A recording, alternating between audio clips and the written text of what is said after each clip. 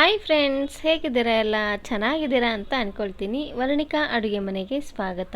ಇವತ್ತಿನ ವಿಡಿಯೋದಲ್ಲಿ ನಾನು ನಿಮಗೆ ತುಂಬಾ ರುಚಿಯಾಗಿರುವಂತಹ ಹಾಗೆಯೇ ಗರಿಗರಿಯಾಗಿರುವಂತಹ ಒಂದು ಸ್ನ್ಯಾಕ್ಸ್ ರೆಸಿಪಿನ ಮಾಡಿ ತೋರಿಸ್ತಾ ಇದ್ದೀನಿ. ಇದನ್ನು ನೀವು ಸಾಯಂಕಾಲ ಟೀ ಜೊತೆಗಾದರೂ ಮಾಡ್ಕೊಳ್ಬೋದು, ಇಲ್ಲಾಂದರೆ ಉಪ್ಪಿಟ್ಟಿರುತ್ತೆ ನೋಡಿ, ಅದ್ರ ಜೊತೆಗೆ ಸೈಡ್ ಡಿಶ್ ಆಗಿ ಸಹ ನೀವು ಇಲ್ಲಿ ತಿನ್ಕೊಳ್ಬೋದು. ತುಂಬಾ ರುಚಿಯಾಗಿರುತ್ತೆ ಅಂತಲೇ ಹೇಳ್ಬೋದು. ಇದನ್ನು ಮಾಡಲಿಕ್ಕೆ ನಾನಿಲ್ಲಿ ಸಾಬುದಾನನ ತೊಗೊಂಡಿದ್ದೀನಿ. ಅಂಗಡಿಗಳಲ್ಲಿ ಎರಡು ರೀತಿಯಾಗಿರುವಂಥ ಸಾಬುದಾನ ಸಿಗುತ್ತೆ ನೋಡಿ. ಒಂದು ಈ ರೀತಿಯಾಗಿ ದಪ್ಪದಾಗಿರುತ್ತೆ, ಇನ್ನೊಂದು ಈ ರೀತಿಯಾಗಿ ಲೈಲಾನ್ ಸಾಬುದಾನಿ. ಈ ರೀತಿ ಸಣ್ಣದಾಗೂ ಇರುತ್ತೆ, ಇದಕ್ಕಿಂತ ಸ್ವಲ್ಪ ದೊಡ್ಡ ಸೈಜಲ್ಲೂ ಇರುತ್ತೆ. ನಾನಿಲ್ಲಿ ಸಣ್ಣ ಸೈಜಿನ ಸಾಬುದಾನನ ತೊಗೊಂಡಿದ್ದೀನಿ. ಇದರಲ್ಲೇ ನಾವು ಈ ಸ್ನ್ಯಾಕ್ಸನ್ನು ಮಾಡಬೇಕು, ಅಂದ್ರೇ ತುಂಬಾ ರುಚಿಯಾಗಿ ಬರುತ್ತೆ, ಹಾಗೆಯೇ ಗರಿ ಗರಿಯಾಗೂ ಇರುತ್ತೆ.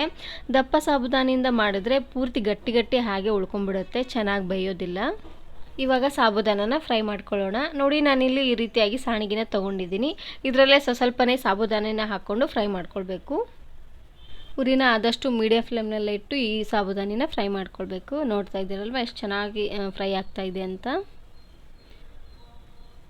ನೋಡಿ, ಚೆನ್ನಾಗಿ ಈ ರೀತಿಯಾಗಿ ಉಬ್ಬಿ ಬರೋವರೆಗೂ ಇದನ್ನು ಫ್ರೈ ಮಾಡ್ಕೊಳ್ಬೇಕು. ಒಂದು ಫೋರ್ಕ್ನಿಂದ ಈ ರೀತಿಯಾಗಿ ಮಿಕ್ಸ್ ಮಾಡ್ಕೊಳ್ತಾನೆ ಬೇಯಿಸ್ಕೊಳ್ಬೇಕು. ಒಂದೇನಾದರೂ ಬೆಂದಿಲ್ಲ ಅಂದರೆ ಈ ರೀತಿಯಾಗಿ ಮಿಕ್ಸ್ ಮಾಡುವಾಗ ಚೆನ್ನಾಗಿ ಎಲ್ಲ ಸಾಬುದಾನಿನೂ ಚೆನ್ನಾಗಿ ಬೇಯುತ್ತೆ. ನೋಡಿ, ಈ ರೀತಿಯಾಗಿ ಬೇಯಿಸಿದ ನಂತರ ಪೂರ್ತಿ ಎಣ್ಣೆ ಎಲ್ಲ ಚೆನ್ನಾಗಿ ಬಸ್ಕೊಂಡು ತಗೊಳ್ಳಿ. ಇವಾಗ ನಾನಿಲ್ಲಿ ಒಂದು ಅಗಲವಾಗಿರುವಂತಹ ಪಾತ್ರೆಗೆ ಹಾಕ್ಕೊಳ್ತಾ ಇದ್ದೀನಿ. ಈ ಸಾಬುದಾನಿ ಜಾಸ್ತಿ ಎಣ್ಣೆ ಎಲ್ಲ ಕುಡಿಯೋದಿಲ್ಲ. ಇವಾಗ ಉಳಿದಿರುವಂಥ ಸಾಬುದಾನಿನೂ ಕೂಡ ಇದೇ ರೀತಿಯಾಗಿ ಫ್ರೈ ಮಾಡ್ಕೊಳ್ತಾ ಇದ್ದೀನಿ. ಆದಷ್ಟು ಸ್ವಲ್ಪನೇ ಹಾಕ್ಕೊಂಡು ಈ ರೀತಿಯಾಗಿ ಫ್ರೈ ಮಾಡ್ಕೊಳ್ಳಿ. ನೋಡ್ತಾ ಇದ್ದೀರಲ್ವ ಎಷ್ಟು ಚೆನ್ನಾಗಿ ಮೇಲೆ ಬರ್ತಾ ಇದೆ ಅಂತ. ನೋಡಿ, ಎಲ್ಲ ಸಾಬುದಾನಿನೂ ಇದೇ ರೀತಿಯಾಗಿ ಫ್ರೈ ಮಾಡ್ಕೊಂಡು ತಗೊಳ್ಳಿ. ಸಾಬುದಾನಿಯಿಂದ ಸಾಬುದಾನಿ ಪಾಯಸ, ಹಾಗೆಯೇ ಸಾಬುದಾನಿ ಹಪ್ಪಳ, ಸಾಬುದಾನಿ ಕಿಚಡಿ ಎಲ್ಲ ಮಾಡ್ತೀರಾ. ಆದರೆ ಒಂದು ಸಾರ್ತಿ ಈ ರೀತಿಯಾಗಿ ಸಾಬುದಾನಿಯಿಂದ ಸ್ನ್ಯಾಕ್ಸ್ ಮಾಡ್ಕೊಳ್ಳಿ, ತುಂಬಾ ರುಚಿಯಾಗಿರುತ್ತೆ. ಹಾಗೆಯೇ ನೀವು ವಾರಗಟ್ಟಲೆ ಇದನ್ನು ಸ್ಟೋರ್ ಮಾಡಿ ಇಟ್ಕೊಳ್ಬೋದು, ತುಂಬಾ ರುಚಿಯಾಗಿರುತ್ತೆ ಅಂತಲೇ ಹೇಳ್ಬೋದು. ಇದನ್ನು ಅಷ್ಟೇ ಈ ರೀತಿಯಾಗಿ ಚೆನ್ನಾಗಿ ಎಣ್ಣೆ ಬಸ್ಕೊಂಡು ಹಾಕ್ಕೊಳ್ತಾ ಇದ್ದೀನಿ. ಇವಾಗ ನಾನಿಲ್ಲಿ ಸ್ವಲ್ಪ ಶೇಂಗಾ ಬೀಜನ ಫ್ರೈ ಮಾಡ್ಕೊಳ್ತಾ ಇದ್ದೀನಿ.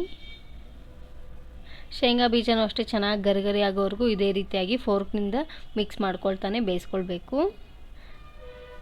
ನೋಡಿ, ಈ ರೀತಿಯಾಗಿ ಕೆಂಪಾಗೋವರೆಗೂ ಇದನ್ನು ಫ್ರೈ ಮಾಡಿಕೊಂಡ್ರೆ ಆಯಿತು. ಶೇಂಗಾ ಬೀಜನಾದರೂ ಹಾಕ್ಕೊಳ್ಬೋದು, ಇಲ್ಲಾಂದರೆ ಗೋಡಂಬಿ ಇರುತ್ತೆ ನೋಡಿ, ಅದಿದ್ದರೆ ಅದನ್ನು ಸಹ ನೀವು ಇಲ್ಲಿ ಫ್ರೈ ಮಾಡಿ ಹಾಕ್ಕೊಳ್ಬೋದು. ಇವಾಗ ನಾನಿಲ್ಲಿ ಸ್ವಲ್ಪ ಕರಿಬೇವು ಸೊಪ್ಪನ್ನು ಫ್ರೈ ಮಾಡ್ಕೊಳ್ತಾ ಇದ್ದೀನಿ.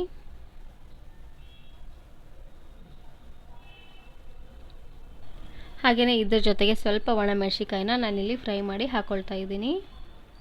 ನೋಡಲಿಕ್ಕೂ ತುಂಬಾ ಚೆನ್ನಾಗಿ ಕಾಣುತ್ತೆ ಒಣಮೆಣಸಿಕಾಯಿ ಹಾಕಿದ್ರೆ.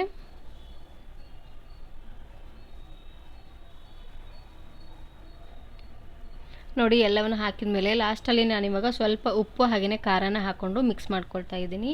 ನಿಮಗೆ ರುಚಿಗೆ ತಕ್ಕಂಗೆ ಉಪ್ಪು ಖಾರನ ನೀವು ಇಲ್ಲಿ ಹಾಕ್ಕೊಳ್ಬೋದು.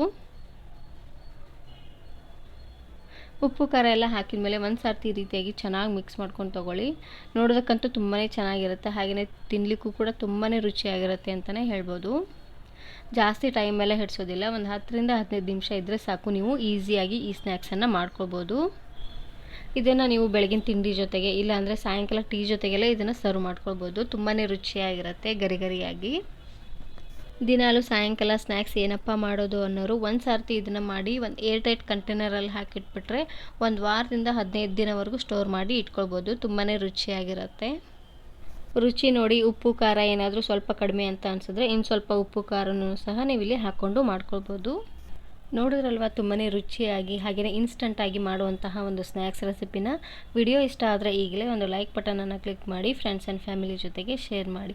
ಹಾಗೆಯೇ ಮತ್ತಷ್ಟು ಹೊಸ ರೆಸಿಪಿಗಾಗಿ ವರ್ಣಿಕಾ ಅಡುಗೆ ಮನೆ ಚಾನಲನ್ನು ಸಬ್ಸ್ಕ್ರೈಬ್ ಮಾಡ್ಕೊಳ್ಳಿ. Thanks for watching.